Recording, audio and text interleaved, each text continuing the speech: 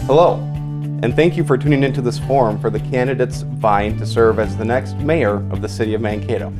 My name is Patrick Baker, and I serve as the Vice President at Greater Mankato Growth, and I'll be serving as the moderator for this forum.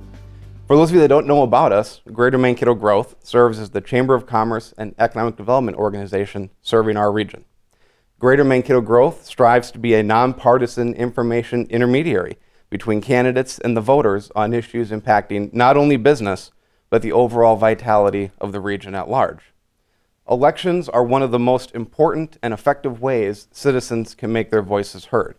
By providing our members, as well as the broader community, access to the information presented in these candidate forums, we hope to enable them to make informed voting decisions. In addition to this forum, Greater Mankato Growth is also hosting a number of other forums throughout the month of October for candidates for federal, state, and local office. You can view the full lineup of these forums and view links to video recordings once available at greatermankato.com/forum. In addition, Greater Mankato Growth recently published our online candidate profiles. This website allows voters to view information submitted directly by candidates running in our region, including biographical information, as well as their response to a questionnaire. The public can view these candidate portals at greatermankato.com/candidates. Finally, before we begin, I'd like to pay a special thanks to KTV for partnering with us to produce these forums and for hosting us in their studio. Now on to the forum. The format for our forum is as follows. Each candidate will be allowed 3 minutes to make opening and closing remarks. Following their opening remarks, we'll proceed to a Q&A. Candidates will be allowed 2 minutes to respond to questions. Any follow-up questions or discussion will be at my discretion. Questions this evening may come from one or two sources, candidates selected by the moderator, or questions submitted in advance by the public. Now it is my pleasure to introduce the candidates. Running to serve as the next mayor of Mankato are Najwa Massad and Bukata Hayes. Now we'll begin with opening statements. And Bukata, you are the first. Okay, all right. So my name is Bukata Hayes. The most important thing about me is that I'm the son of Dia Damani and Karen Hayes, husband to Lisa, father to Damani, Jalen, Xavier, and Zuri. And I speak in those relationships because I believe those relationships, connections, and networks are what make community work great. And I believe I'm running as to be the next mayor of Mankato to make those relationships, those networks, and those connections work best for our community. I believe that social and economic access, inclusion, and vitality should be a lived experience for all of our community members. I believe that's possible through those relationships, those networks, and those connections. I first came to Mankato in 1994 because of a relationship. My basketball coach, Art Westfall, told me to come to Mankato because he believed it's a place that I could thrive, I could grow as both a academic, a player, and also a man. When I got here, I met my wife 2 weeks into school. We've been together ever since. Together 24 years and married 20 years.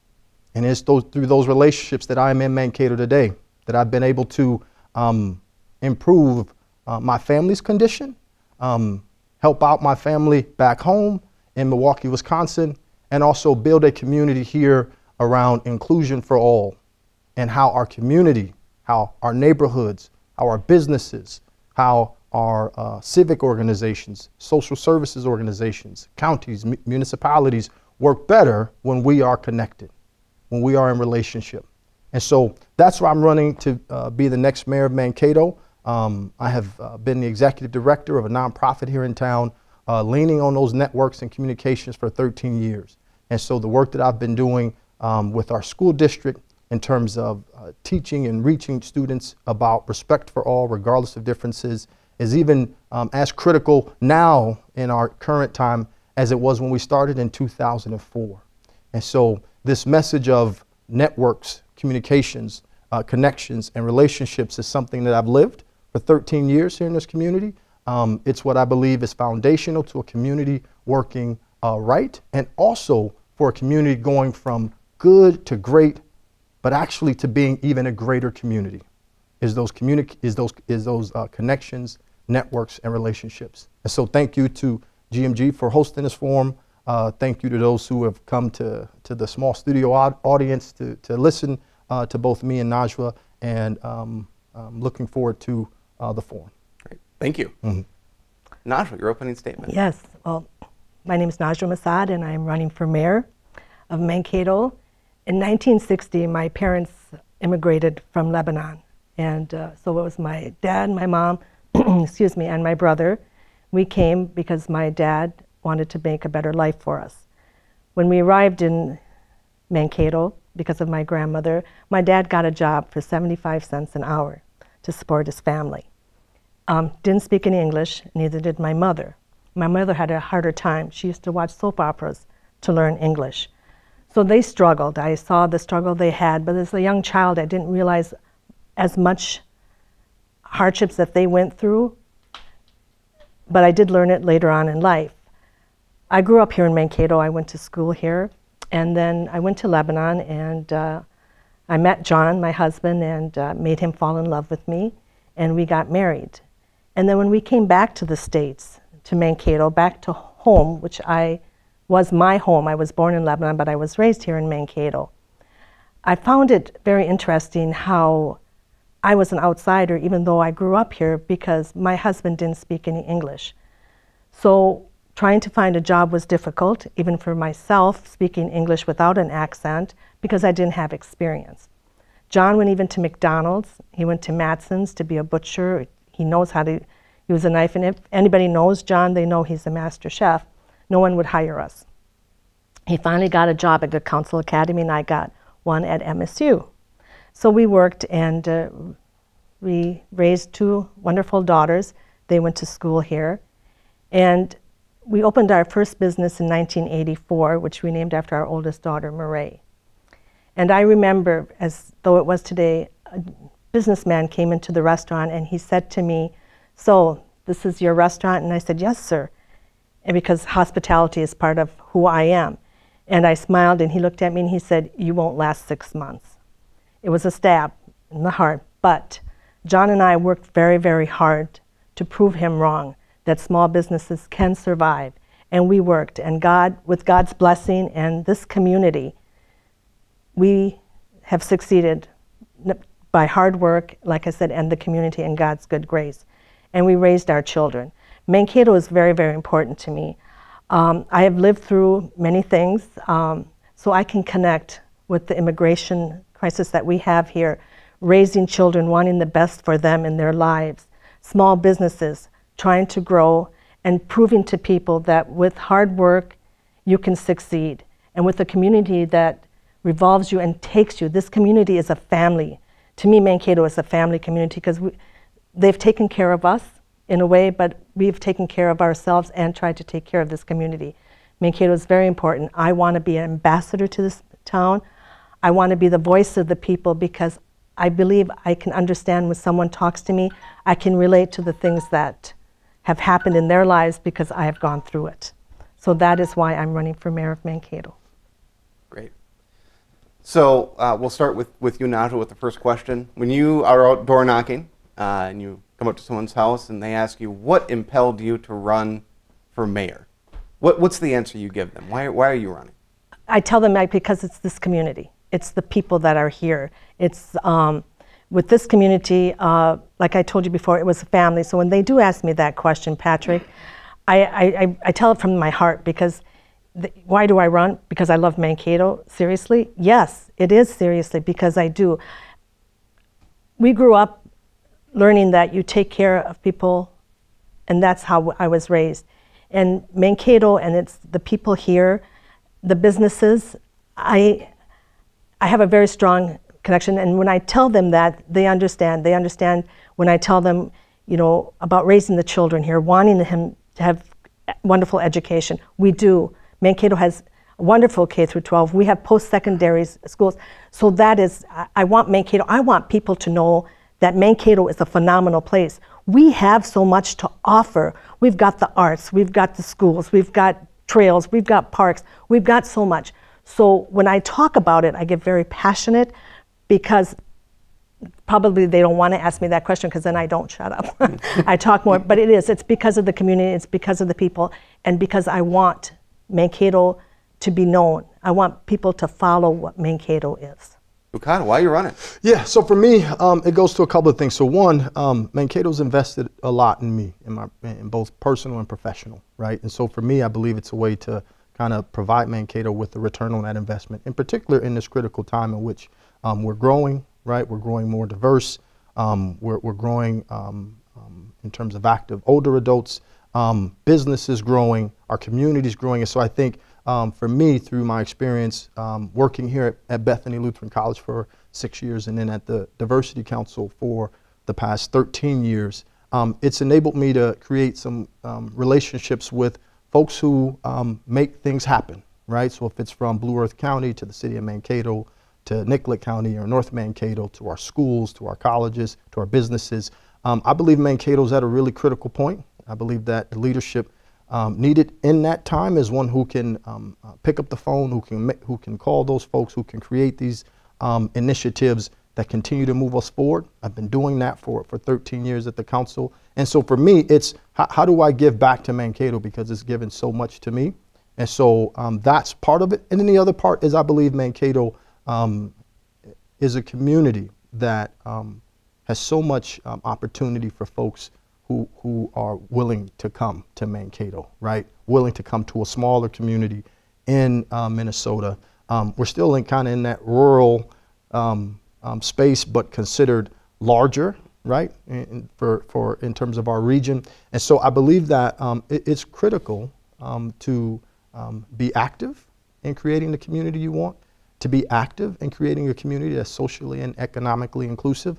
And so that's my reason for running, is that I believe the experience that I've gained through both my personal experience of being African American and coming to a predominantly white community in 1994, to a smaller college, understanding that in those times when you actually sit and talk with folks, you learn, you build, you develop common ground. I believe that's the same thing that's needed for us to move forward, is to actually sit down at the table with each other, to have those conversations so that we can move our community forward through this transition period of growth, right? Because with growth comes opportunities, and it's us coming together, sitting down, talking, finding that consensus that helps us move forward and kind of, instead of, if you will, taking always kind of the left at Albuquerque, for those who know the Bugs Bunny Warner Brothers reference, we take the right and we end up in the right spot. I think that has to be intentional. I think that has to be an active process. And so that's why I'm running for mayor. So we'll start back with you, Bukata. What is the most significant challenge facing the city in your mind? Absolutely. And how would you address it? Yeah, so I think it's twofold. So one, I think it's one, but it presents many options. So one is growth. I think Mankato is growing demographically.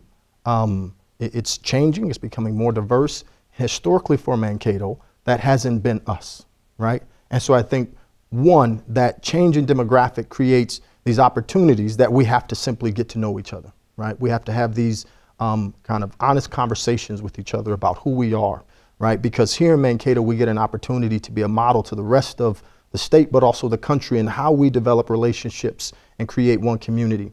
And then on top of that, the notion around our growth and what that means economically for us. We are growing rapidly in terms of buildings, right? If you look at our downtown core, but also in terms of jobs. And so how do we continue to be a destination community for all who want to come and be present here in this community? Because we know our labor force depends on it, right? If we look at all labor force projections, we are at a shortage, right? And I believe one of the ways that we are able to deal with that shortage is to make a community where folks socially feel part of the fabric. When you're part of the fabric, you want to, and you have the opportunity to continue to get gainful employment, find affordable housing, find outlets, positive outlets for your kids. And so for me, I think that's our biggest challenge right now is one, we're growing, and with that growth, it presents both this kind of social piece that we have to be intentional about, and I believe that that social piece feeds into economically how we're able to continue to move forward. Would you repeat that question Absolutely. for me, Patrick? What is the most significant challenge facing the city, and how would you address it? The way I see it, and I'm going to talk about a little bit about the business aspect of it, talent. Talent is very important for us to bring into Mankato. There's a balance with business and community. If you have these businesses and you don't have that talent to pull from, these businesses are not going to make it. They're not going to survive. For example, we have a business here in Mankato. They're rooted here in Mankato. They couldn't find the talent to draw, to keep the business going, so they opened in the cities so that they had a larger pool to draw from. Now, this person got the talent to come there, but because of his roots here in Mankato, he's still here in Mankato. So I understand that, what he's saying, I understand it from our business. So the balance of community and businesses, how do we keep them both? How do we find that talent to come to Mankato? Because when you have that talent, when you have that pool to draw from, and you have the businesses, because without the people, the businesses aren't going to survive. And if you have people and you don't have business, how is it going to work? So there's a balance there. And to me, to make Mankato grow, which it is growing, and we want it to grow, we wanted to keep it vital, we need to keep it vital, but we also need that talent for us to draw from. When you have that talent that you draw, your businesses, they grow, they prosper. And when they prosper, we prosper as a community. So that's very, very important. So the talent part, how do we do that? We need to let people know. To me, universities are wonderful, but we also, from the universities, and I talked with Sherry Allen, is to get these young kids, well, through the university or even the high schools, more involved in our business. Because once you are involved in a business, whether it's the catering or whether it's MSU or whether it's Taylor Corporation, once a person is involved and gets connected to that business, they're going to want to stay because they have that connection. But if they just come and look at it, oh, this is very nice or whatever, and are not invested in it, not monetarily, but themselves invested, they'll want to stay, they'll want to grow, the community, they'll be able to see the community and what wonderful schools we have. And when we do that, we get better doctors, we get better educators, we get better everything because the community grows, the businesses grow, people prosper. So to me, that's very, very important. Next question, I'll start with you, Najwa. The lack of affordable housing is a concern expressed by many in the community, advocates as well as city staff.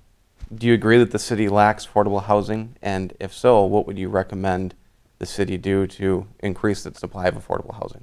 Yes, there is. I learned, going through this process of being for mayor and so forth, I learned more in this last month and a half than I probably have ever learned. Affordable housing is very, very important. It's important for our immigrants. It's important for the people that are struggling just even to make it day by day.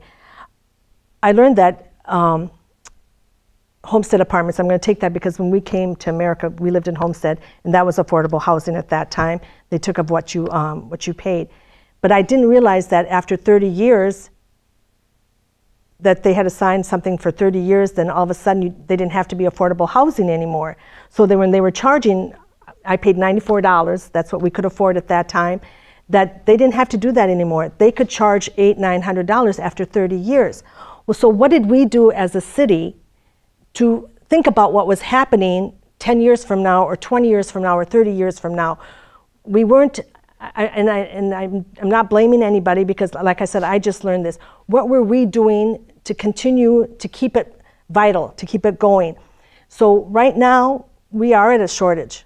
We need help. How do we do that? We have to go to the state. We have to figure that. Do I know the answer to it 100%? Absolutely not. Am I willing to learn? You bet I'm willing to learn because I was one of those people. I was one of the ones that needed the affordable housing. And it's very important. Poverty, children. I mean, affordable housing is so important. I mean, you need a place, you need a roof over your head, you need warmth. It's something that is very passionate, something that I've gone through, and something that I would fight for. So I think it's clear that affordable housing or a place where you can kind of set your roots, right, to be able to plan, right, for how you improve your life is critical. And I would say that Mankato right now has a shortage of a number of kind of levels of affordable housing. So if we think about immigrants and refugees who are coming to our community, or even someone who may be coming from Chicago or Milwaukee or other places, or Minneapolis, if they have a bigger family, right? Affordable housing is usually 1 to 2 bedrooms, but if you have 4 kids, or and some of our families may have 6 kids, right? There's just no way for that family to fit legally within what we have right now as our affordable housing stock. And so I think one thing is we have to address the need for kind of multi-layered affordable housing stock. So how do we have 3 and 4 bedrooms, right? That we can now move to that affordable level for families, because again, that gives them a chance to plan. I think the other thing is we also understand that, and in talking with, we had a small business listening session, and talking with some of the small business owners, they talked about that even for internships. So there's one business here who has internships with 6 different schools, colleges and universities across the state, but can't get those interns here because there isn't kind of affordable housing for those students to come down for 6 months to be able to engage in that internship. And so what this employer finds is that that their opportunities for interns is severely curtailed because of a lack of affordable housing stock. And then the other thing that I'll talk about, so I live in kind of central Mankato, right, 4th Street between Main and Madison. And there's a lot of housing stock there that if we were able to renovate, redeveloped, we would be able to have 1 to 2 or 3 bedroom homes that also then could be affordable housing for families, right? Because I think that's the other thing, is that there are folks who are looking to have affordable housing as a family that they can begin to own instead of rent, and we don't have that kind of housing stock either. And in particular, we got a lot of older housing stock that we could redevelop to benefit our community. And I know in my community, or at least in my neighborhood, the Washington Park neighborhood, there's a lot of housing stock there that if, as a city, we began to incentivize, right, turning some of that old housing stock into affordable housing. And the city plays a direct role in that, in my opinion, right? And as a mayor, as the highest elected official in the community, we have influence, right? We have voice to kind of lead that discussion, to bring folks to the table, to start to have that discussion at a local level about how we address it. And so I believe that's the role that the city can play, and that's the role that the mayor in particular can play in really bringing to light and raising up the issue of affordable housing and how we provide a local solution with statewide partners, right? But we provide a local solution for our affordable housing. Great, thank you. Turning to another issue, in 2016, Mankato residents passed an extension of the local sales tax that included language supporting expansion of our regional recreation facilities. Will you make moving forward on some of these regional recreation projects a priority as mayor? I was on a sports commission and was part of some PSAs that played at the hockey game and some other places for advocating for that extension of the sales tax. And so I'm a firm believer in that the more that we can invest in families and youth, right, and those youth through those recreation things, I think that's an investment that always has a return for us as a community. And so I am firmly supportive of how we move forward with providing more space. If you talk to anyone who plays hockey or soccer or basketball or baseball, there's just a lack of space to simply practice, right? And so we do have some folks who are practicing at 5 o'clock in the morning. These are young kids practicing at 5 o'clock in the morning, right? And so I just think for a community our size, I think for a regional hub as we are, I believe that we can do better than that. And I believe that supporting and advocating from the mayor's office, if you will, to invest in our youth, to invest in our families in terms of expanding those recreational, not only facilities, but opportunities then that are expanded because we have more facilities, I think is critical. And I think that's an investment that youth and family clearly feel. And I think that's another thing that's important, is that when we invest in community members, they feel that investment, right? They are more connected to our community.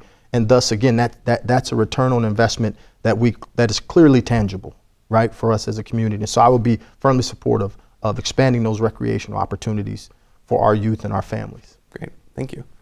I agree with Bukata 100%, because it is for our, the families, it is for the children.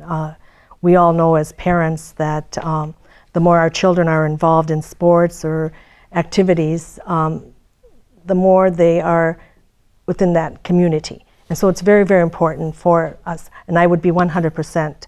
And it is for families, it is for our children, but it also is for the community. We watch, I'm fortunate I get to, with the softball tournament, when the girls' softball tournament comes into town, Mankato is just alive. It's showcasing. We're showcasing our town. We're showcasing what Mankato can give to others. It's showing the community, it's showing the families, it's showing everybody getting together. So sports is, you watch it on TV and so forth, but when you go to a game, it's completely different. So when we have the families and we have parents bringing their children like 5 o'clock, I agree with you, because some of my young kids that work for me, if they have to come to work at 6 o'clock in the morning, they're at their sports before they can come. It's very important, but it's a community thing. It isn't just for one specific thing. It's a community event. It brings business to Mankato. It makes Mankato thrive because you are bringing people from the outside, showcasing what we have, taking care of our children, our families, and having families want to do things together. And going to a sports event is one thing that we do. Instead of just sitting at home and watching TV, or my young kids are playing with their iPad or their iPhone, put that away, go to a football game, go to a girls' soccer game, bring that community together. And with sports and sports facilities, I'm 100%, and yes, I would be out there cheering for it. So next question gets at one of the core roles of a mayor and city council member, and that is setting the budget, determining property tax rates. And obviously it's a very complex process, and one that will be, requires a lot of on-the-job training. But as you, sort of approach your role as mayor in this important process of setting budgets and tax rates, how do you approach that from the perspective of being sort of a good fiscal steward, and how do you think you'll take the principles that you have and apply that to that process if you become mayor? I own my own business. We have 4 businesses here in Mankato, and if we didn't live by the budget, we'd be running around like crazy. We set a budget, and we try to follow it. We make people accountable for that budget. If someone's going to tell me that they're only going to spend so much and so forth, and if something should go away or whatever, they need to explain it to me, because I need to know, because you just can't go crazy with spending. So it's very important that you stay on budget. At the same time, we have to understand things do go wrong unexpectedly. So we have to be prepared for that. So when you're doing the budget and you're budgeting whatever it is, whether it's the water, whatever it is with the city, in my mind, I always have to have that comfort of being, in case something should come awry. And looking at the budget, I got the budget book and I'm going, oh my goodness. But you know what you do with that? You take it 1 page at a time. Because if you're going to look at a budget that's this big, and that's what the city's is, you're going to be overwhelmed. You don't need to be overwhelmed. Just like I would do my business, 1 page at a time. I go to the people that, if I don't know the answer to it, we have a wonderful staff. I was blessed to be on the Planning and Zoning Commission for 18 years, and when I got confused about something, I went to them, they explained it, and so that I could understand it, and that's what I would do. We don't know, we work with our own budgets, whether it's home, whether it's business and so forth. We work with what we have, but we also are always learning, and that's what I would do. I would not go going, oh my goodness, I can't. I would go page by page. I would take my experience with my 4 businesses and apply it to that, and then also count on the wonderful staff that the city has. Got it. So for me, as an ED, executive director of a nonprofit, we understand the importance of a budget and how you set it. One of the things that I think is kind of that aligns well with the position of mayor is that you also work in concert with other folks. And so for me, I work in concert with a board of directors who helps me to outline what that budget should look like. And then on top of that, which I think the city has this responsibility as well, is that you balance what's needed to address opportunities, challenges in current time, in particular what's good for the city of Mankato in terms of business, but you also balance that with what's possible for the greatest good, right? As a municipality and as a nonprofit, we do the same thing. Our budget has to reflect our organization, but we also understand that as a nonprofit, we have a duty to our community in terms of its greatest good, and how does that budget help us reach that. In terms of the City of Mankato budget, about $134 million in terms of revenue expected, $129 million in terms of expenses. I think that's large. That's a really big budget, and so for me, process I would use, or how I would go about tackling that, is one, we have experts, right, who are versed in understanding where the different sources of revenue come and how they can be used, and why this particular bucket of dollars only can be used this way. And so for me, it would be kind of understanding those nuances, right? Talking with folks to understand those nuances, and then go out and seek community feedback too, right? I mean, I think that's what the city did this time, is to say, hey, here's what we're looking at for a budget. What do you think? Right, so have that public input, and for me, that would be part of the process too, is to seek insight from the public, right? Because part of what we have to do is be addressing those needs of a public, both in real time, but also what we are anticipating 20 years from now. And so, in a couple of things, last couple of things. One is I would always be looking to make sure that we have a short-term and long-term kind of impact, kind of embedded in that budget. I think that's a priority, because those investments that we do now pay off years from now. We may not see that, and folks have to understand that. Our community members have to understand that these are investments for the long term. And then the other thing is, I'm lucky enough to have folks who are deputy city managers in the Twin Cities, and budget analysts in other places, and so I'm leaning on folks who have experience as well, kind of as a team of advisors that I have right now for the campaign, that I would lean on too if I was mayor, to be able to help me navigate that, right? Because they have experience with much larger budgets and how that works within their communities. And so kind of gaining some contemporary, if you will, insight from folks will also be important. Some cities in Minnesota, Minneapolis, St. Paul are two examples, have recently enacted their own ordinances related to minimum wages, paid time off, and other workplace requirements. Do you support these initiatives, and would you pursue them as mayor? Right. So I'll say first, I believe a livable wage is something that's paramount to folks being able to move up that social and economic ladder. What that means for our community is something that we would have to look into, right? So in other communities, it may mean $15, it may mean $17, it may mean $20.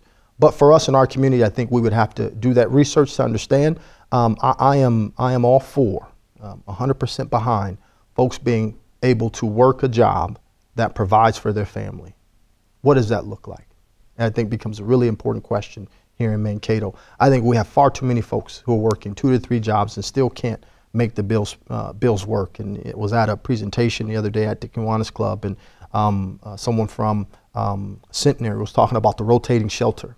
And that a popular misconception is that folks in the rotating shelter don't necessarily work or aren't involved. And what this person said, what she said was that about 40% of the folks in that rotating shelter have employment, right? And I think that speaks to this need for us to really, really investigate, really kind of learn what it means for our community. What does a livable wage mean here? And so I am for that. Does it look like the same thing, the same dollar amount as it is in the Twin Cities? I don't know, but I do know that folks should be able to find gainful employment that allows them to provide for their family, find housing, and make a better life. And if we aren't encouraging that, right, from the mayor's office and also as a city of Mankato, I think we should be. And so that's how I would answer that. Again, I think there's some research on my part, but our part as a city about what does that look like? What is that livable wage? What does that minimum wage look like? We do that research, we find it out, and then again, being one of 7 votes, we take that to the city council with our other councilors, and we discuss what that means. We take it to the community, see what the support is for it, and then we decide a path forward. Najwa. And that is true. Affordable wage for, what is it? What is it for Mankato? And it is different than the Twin Cities. And you have to be able to work. You have to be able to find that employment. that will be able to support your family. With the affordable wage, yes, minimum wage at $9.50, and we look at it, that doesn't make anything. For 1/4 of housing, it would be, they'd have to pay $600 or $700. That doesn't make sense. So wage also connects with affordable housing. You have to have the affordable housing to be able to help with those wages. If someone only made the $9.50 an hour, and there are some businesses, small businesses, where they're talking like on Front Street or so forth, can't afford to pay the $15 or the $18 an hour. We're going to be very truthful here. And as the small business, some of our employees were blessed because hospitality comes with the tips and so forth. And so for us, our wage is probably a minimum of $11, $12. But we see them even struggling with that, the students, trying to find a place to live. Usually there's 4 or 5 kids living together in one apartment to be able to afford that. But then again, you have to, it isn't just the wage, it's what comes with the wage, the housing, the transportation and so forth.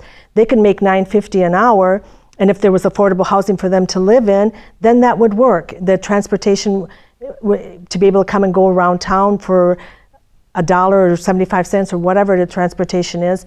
So what is the wage? It always comes to the community. And I would, again, look and talk with people, because to me, affordable, maybe to me, $12 is good. To somebody else, it's not. $18 before they can afford to live with their families or even support them at a minimum. So affordable, again, it's where you're at. It's what you, in your mind, also is affordable. Like I said, Dad, 75 cents an hour. And at that time, that was nothing either. But we were able to do it. We were able to do it. You cut back on things, but this day and age, life isn't like that. We as families or as parents want more for our children. And so do we need to work that 2 or 3 jobs? Depending on what we spend and what we put out there. And to me, it's all just, it's not just the money that's coming out, it's how we can spend that money, how we can spend that wage. Let's do a little lighter question. What do you appreciate most about living in Mankato? Are you kidding me? Seriously, you're asking me that question? It's Mankato. It's family. It's able for my little grandson to go outside and play. It's the amenities. It's everything about it. It's my family. It's if you know my story about my little John. Murray and Nick adopted little John from Lebanon, and we were thinking we were struggling with it, and just a few friends knew about it. But at church, Father John mentioned something, and I can't even tell you the phone calls that came in. It's a family, it's a community. I don't know. Just from one word from somebody, we got so many phone calls. God bless their souls, the Besslers, called and asked me if their daughter-in-law could help in any way. And me, Bessler, what does that have to do with Klobuchar? So I said to her, I will take any help. Marilyn, who's your daughter-in-law? And she goes, well, it's Amy Klobuchar. But what I'm saying is that this community is a family. All of a sudden, everybody, from John Constantine to anybody that would see me on the street at Massad's, they would go and they'd say to John, how's it going? And John would go, oh, we're praying for you. The words, we're praying for you, or we're thinking of you. And so you're asking me this question. I mean, Patrick, this is my home. This is my town. This is a family. I can't say anything else. That's great. Yeah, no, I think that's a great question. Those connections, relationships, networks I talked about earlier. I think that's the part of Mankato that is unlike any other, truthfully. Again, this was a community I came to in 1994 from Milwaukee, Wisconsin, a much bigger place, much more diverse at that time, and still is. I came to Mankato as an 18-year-old, really looking for a better life. Mankato provided that, right? Mankato was fair with me. I worked hard. I made the right connections. In my position now, I advocate for others to have that opportunity to work hard and make those connections. I think Mankato also, because of MSU and Bethany and SEC and Rasmussen and Gustavus, even 12 miles down the road, I think we're a community who is constantly working to be better, right? Striving to improve. And then last, I think Milwaukee's my hometown. Mankato's my home, right? I've been asked many times if by family, my brothers and my mom, especially my mom, I'm my mama's boy. So I get asked a lot, am I coming back? And I say, Mom, you know, Mankato's my home, right? I mean, this is the place that I'm choosing to raise my kids. I'm choosing to invest in this community. So I think Mankato, the great thing about Mankato is that, and I'll use an analogy, a lot of great players who are in sports or who are in other activities say that if you give everything you can to that particular sport, that particular activity, it'll never let you down, right? You'll always see a return on that investment. I really believe that's the same with Mankato. That if you invest all you can, right? That if you fully kind of commit to being Mankatoan, that Mankato won't let you down. That there's opportunity for you to kind of move up the ladder. There's opportunity for you to provide better for your children and your children's children. And so I think that's the thing that I love most about this community. Another issue that has cropped up recently is childcare and access to childcare. In fact, recent data from First Children's Finance of Minnesota shows that Blue Earth County has a gap of about 1,000 childcare slots. What role, if any, does the city play in addressing this issue? And what would you recommend as some possible solutions? When I was on the Southern Minnesota Initiative Foundation board, this was one of their key kind of strategic initiatives was childcare, affordable childcare. And how do we kind of, for Smith, was this regional approach to providing and helping childcare, affordable childcare take hold. So they had classes for parents at their workplaces about, it's called Parent Aware, about what is good childcare and how does that work. They also went into communities because what we find is that many folks have to lean on what's called the family, friends, and neighbors kind of network, right? And so then they also went into those communities to help those family, friends, and neighbors get certified, have the same things in their home, right, in their space that you would find at licensed bigger daycares. And so that was one way in which they began to address that regionally. I believe we could do the same thing here. Just yesterday was talking with the person who is kind of implementing, building, renovating the building downtown here for that daycare. And understanding that daycare provides, one, a safe place, right, for children to go who need to go there. Families an opportunity to feel comfortable and confident to go to work and earn dollars. And then for businesses to be able to continue to gain workers. So I mean, threefold, fourfold our community benefits from childcare, affordable childcare. Again, as mayor, while you're one of 7 votes, kind of a tiebreaker vote, if you will, you have influence.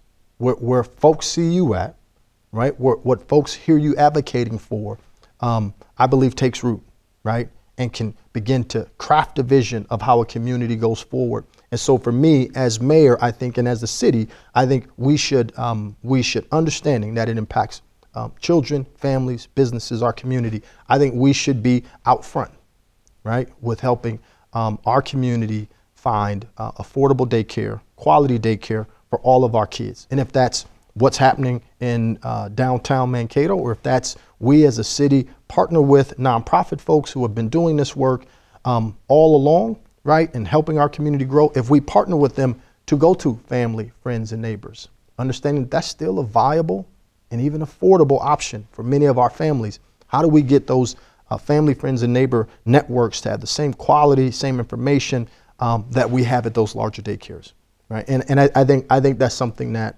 again, as a city of Mankato and as the mayor, we can move forward. We can, again, bring to light, bring to surface, advocate for, and get partners on board to make it happen.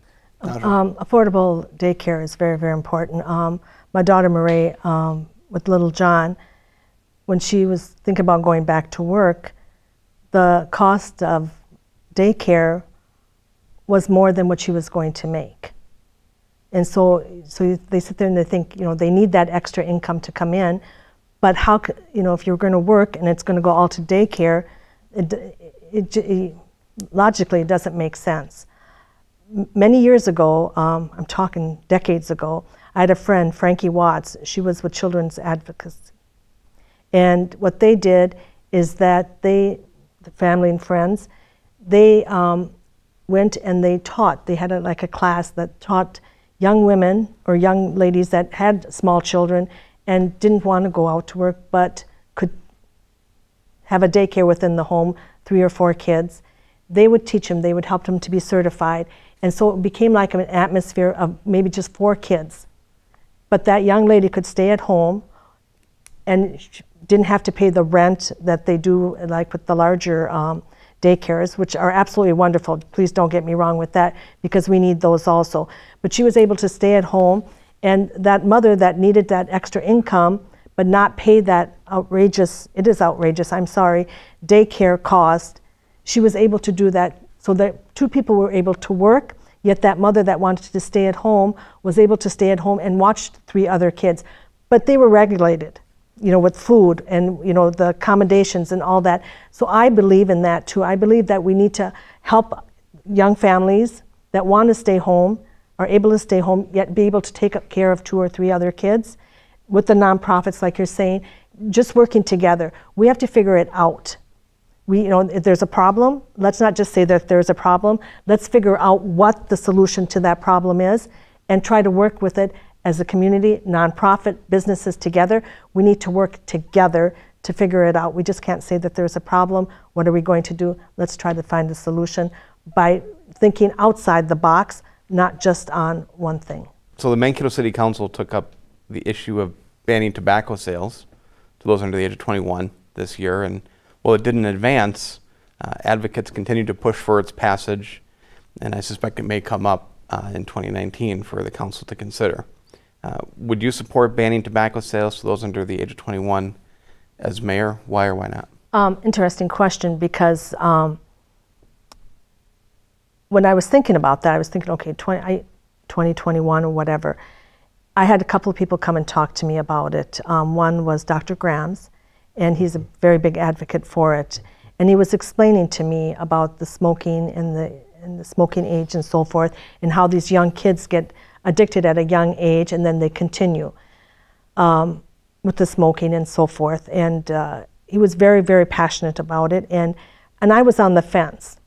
But after listening to him, and then it wasn't just him that I listened to, I went to others and I listened to them. I have daughters. Thank God they never started smoking. I was a smoker, so I will admit that, for many, many years. So I'm glad my kids never took that up. But we were at a forum before, and when a young gentleman said, why are we saying 21? Why are we saying that age of 21? Why not, you know, high school? Kids are done with high school at the age of 18, 19. Why that number? And so then I started thinking, you know, because I try to gather a whole bunch of things. I don't want just to make up my mind on one thing. And it was interesting because you can go into the Army, you can do many, many things at the age of 18 or 19 or 20 or 21. So my question was going to be to the people, to the legislative or whoever was thinking about doing this, why are you putting it at the age of 21? Why is that so critical? Am I a strong believer that our young shouldn't smoke? Absolutely. Absolutely, 100%, because I know what it did to my mother, I know what it did to my father, and thank God I was able to quit decades ago. But it's an addiction, and our young people are very vulnerable. You know, just they want to be, you know, cool. They want to be in. So if one smokes, maybe the other will. Will the 21 banning stop that? It might lessen it a little bit, but it's not going to stop it. We just have to figure out, and then you go back into someone saying tax dollars. Do we spend our tax dollars on, you know, forcing the 21 so that people can't go get a cigarette at the age of 17, 18, or 19? So there's so many issues. So it's going to be a very interesting. I would personally, as Najwa, I would support it because I don't want the young to smoke. Do I question the 21 age? Yes, I do. So the tax part of it, do we spend our tax dollars on that? Does it protect our children? If it protects my child, absolutely. So As Najwa, yes, I would be. Took a long while for me to say that, didn't it, Patrick? But as that, but I don't try to make a decision on one thing. I want to gather information, and then I want to be able to make that decision, being able to put my head on that pillow and go to sleep at night. Great. Yeah. I think my mindset towards it is much like kind of our mindset towards alcohol, right? I mean, alcohol already, we have those guidelines because we believe there's a certain age in which alcohol and folks, 21 at this point, are allowed to legally drink. And we do that for a number of reasons, right? We understand the impacts that alcohol has on driving and a whole bunch of other things. So we say we want folks to be at a certain experience level, age level in this instance, to do that. We believe that's for the greater good of our community.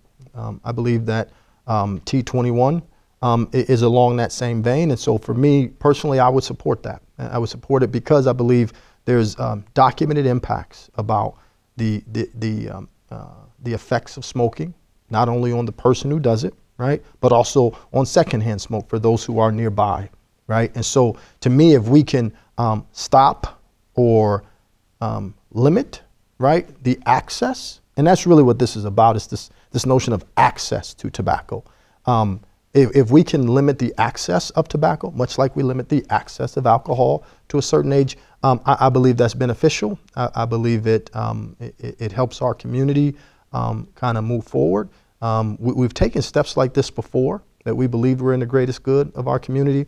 So in buildings right now, right, certain restaurants, a lot of restaurants really, you can't smoke indoors, right? We see folks huddled outside, even in the winter, to be able to do that. But we did that as a city because we believed that was for the greatest good of folks in those restaurants, in those spaces.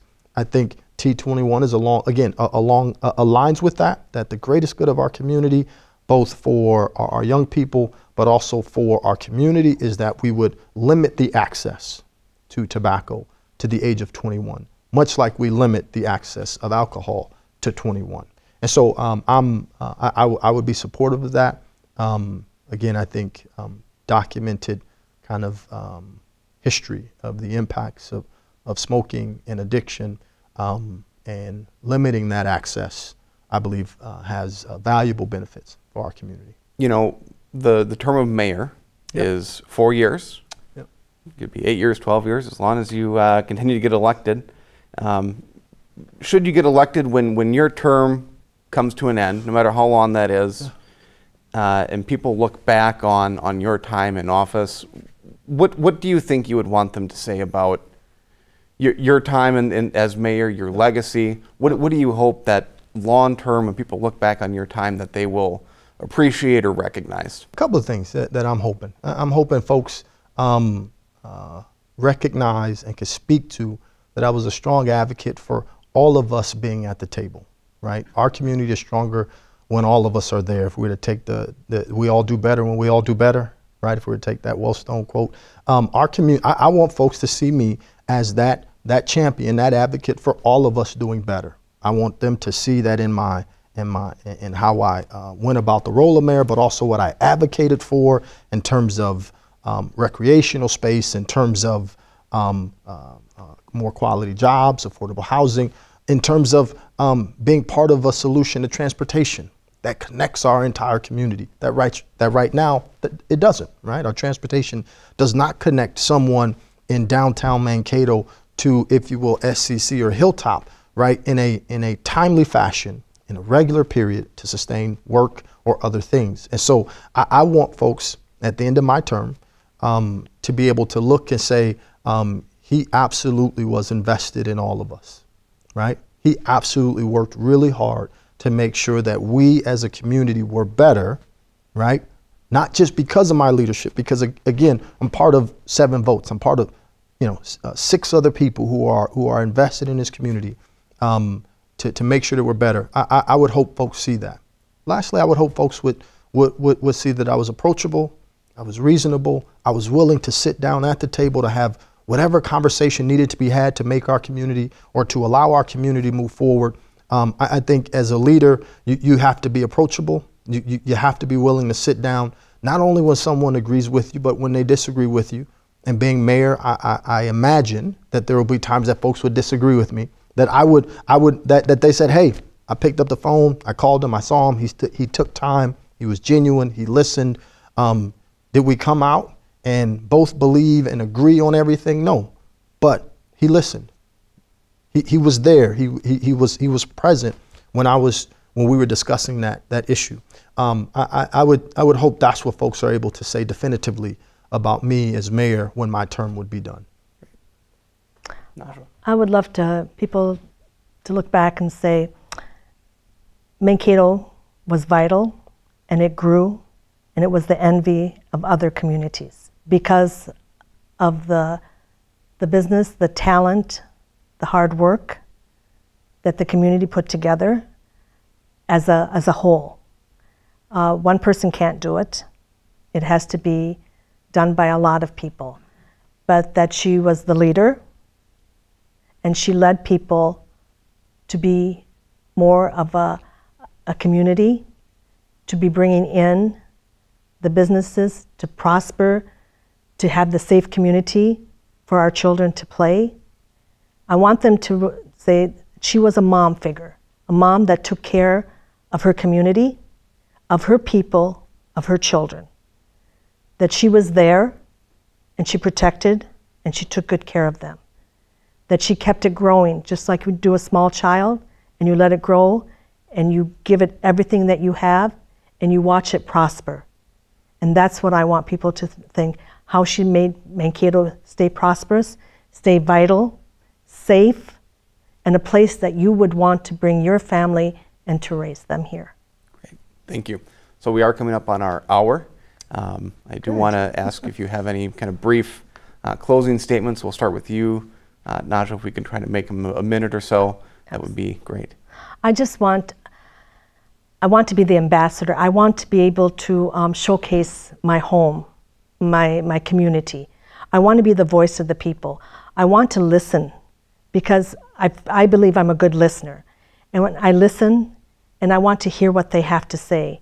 And I want to be that person that stands out and fights for them. I want to be their voice. I want to be their ambassador. I want to showcase everything that I have in this community. And I want people to know that I am here. I am here for them. Hospitality is in my veins. I love people. I love this community. And that's all I love this town. For me, it's, I believe social and economic access, inclusion, and vitality should be a lived experience for each of our community members and what that looks like. And to that point, after the 2006 election, a pretty divisive election by all accounts, I was asked to pen an essay to our community about how we move forward through our disagreements, through those divisions, together, right?